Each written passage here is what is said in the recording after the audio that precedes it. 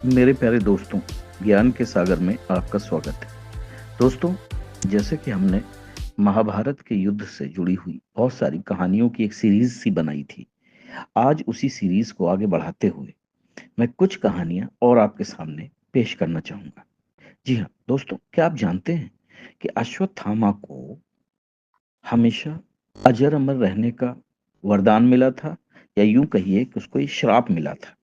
जी हाँ, मैं आपको बताना चाहूंगा कि महाभारत के युद्ध में जब अश्वत्थामा ने ब्रह्मास्त्र छोड़ दिया, जिसके चलते लाखों लोग मारे गए थे, अश्वत्थामा के इस कृत्य से कृष्ण इतने क्रोधित हो गए कि उन्होंने अश्वत्थामा को श्राप दिया कि तू इतने वधों का पाप ढोता हुआ 3000 वर्ष तक निर्जन स्थानों में भटकेगा।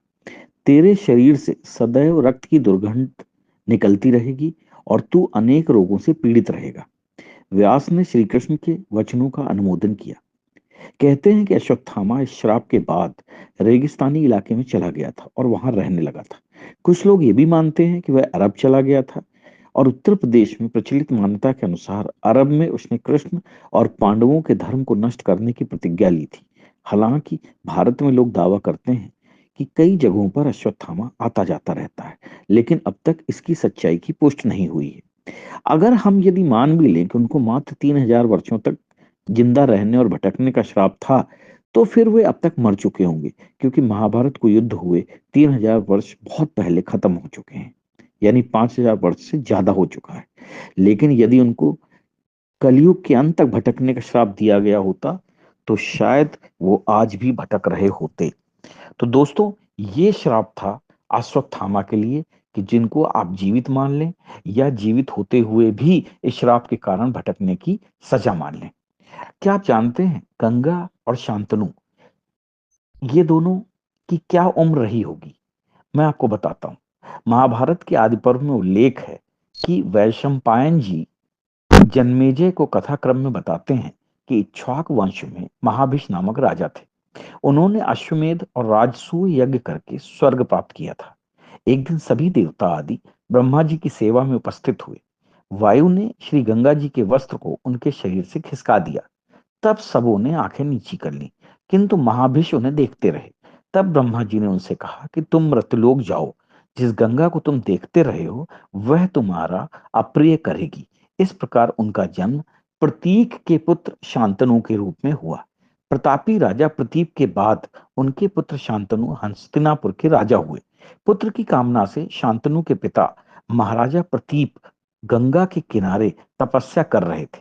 उनके तप, रूप और सौंदर्य पर मोहित होकर गंगा उनकी दाहिनी जंघा पर आकर बैठ गई और कहने लगी, राजन, मैं आपसे विवाह करना चाहती हूँ। मैं जनु ऋषि की पुत्री गंगा हूँ। इस पर राजा प्रतीप ने कहा, गंगे, तुम मेरी दाहिनी जंघा पर बैठी हो, जबकि पत्नी को तो वामांगी होना चाहिए। दाहिनी जंघा तो पुत्र का प्रतीक है, अतः मैं तुम्हें अपने पुत्र वधु के रूप में स्वीकार कर सकता हूँ। यह सुनकर गंगा वहां से चली गई। जब महाराजा प्रतीप को पुत्र की प्राप्ति हुई, तो उन्होंने उसका नाम शांतनु रखा, और इसी शांतनु से गंगा का विवाह हुआ। गंगा से उन्हें 8 पुत्र मिले, जिनमें से 7 को गंगा नदी में बहा दिया गया और 8वें पुत्र को पाला पोसा गया। उनके 8वें पुत्र का नाम देवव्रत था। यह देवव्रत ही आगे चलकर भीष्म कहलाया। तो आप समझ सकते हैं कि गंगा और शांतनु के बीच में क्या उम्र का डिफरेंस रहा था। एक कथा और भी है, जो कि महान योद्धा बर्बरीक की है। जी हाँ, बर्बरीक, जिन्हें हम बाबा श्याम या बाबा श्याम खाटू के नाम से जानते हैं। जी हाँ, बर्बरीक महान पांडव भीम के पुत्र घटोत्कच और नाग कन्या अहिलावती के पुत्र थे। इनको उलूपी भी कहा जाता है। कहीं कहीं पर मुर दैत्य की पुत्री काम कंटकटा के उदर से भी इनके जन्म होने की बात कही गई है। जी हाँ, ये पांडव भीम के पुत्र थे, इसलिए ये बात कही जाती है। बर्बरीक और घटोत्कच के बारे में कहा जाता है कि ये दोनों ही विशालकाय मानव थे। घटोत्कच ने कौरवों की सेना में कोहराम मचा रखा था, जिसके कारण कर्ण ने उस अस्त्र का उपयोग किया जिसे वे अर्जुन पर चलाना चाहते थे, और उसके कारण घटोत्कच मारा गया। महाभारत का युद्ध जब तय हो गया, तो बर्बरीक ने भी युद्ध में सम्मिलित होने की इच्छा व्यक्त की और मां को हारे हुए पक्ष का साथ देने का वचन दिया। बर्बरीक अपने नीले रंग के घोड़े पर सवार होकर 3 बाण और धनुष के साथ कुरुक्षेत्र की रणभूमि की ओर चल दिए। बर्बरीक के 3 बाण ही काफी थे, जिसके बल पर वे कौरव और पांडवों की पूरी सेना को समाप्त कर सकते थे। ये तीनों बाण उनको वरदान के द्वारा मिले हुए थे। जब भगवान कृष्ण को ये बात पता चली, तो उन्होंने ब्राह्मण के वेश में उसके सामने उपस्थित होकर उनसे दान में छल पूर्वक उनका शीश मांग लिया। बर्बरीक को जब ये पता चला, तो उन्होंने कृष्ण से प्रार्थना की कि हे प्रभु, मैं अंत तक युद्ध देखना चाहता हूं। तब कृष्ण ने उनकी यह बात स्वीकार कर ली। फाल्गुन मास की द्वादशी को उन्होंने अपने शीश का दान दिया। भगवान ने इस शीश को अमृत से सींच कर सबसे ऊंची जगह पर रख दिया, ताकि वे महाभारत का युद्ध देख सकें। उनका सिर युद्ध भूमि के समीप ही एक पहाड़ी पर रख दिया गया, जहां से बर्बरीक संपूर्ण युद्ध का जायजा ले सकते थे। दूसरी ओर घटोत्कच ने कौरवों की सेना में कोहराम मचा दिया था।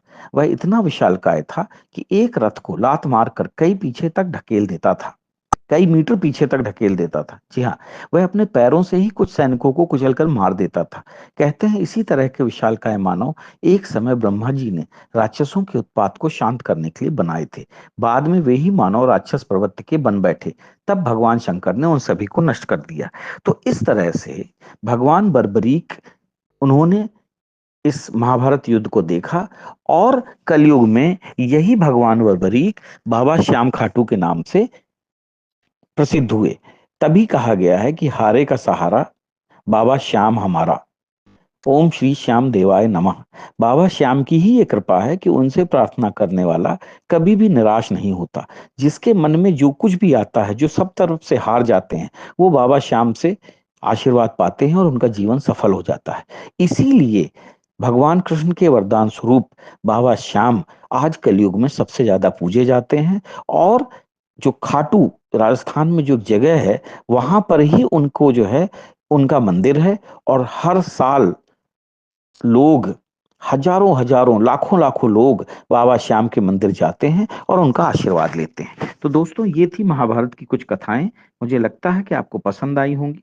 अगर आप और भी कुछ सुनना चाहते हैं, तो हमसे संपर्क करें या हमें लिखें, ताकि हम कुछ और कथाओं को आपके सामने ला सकें। जय हिंद, जय भारत।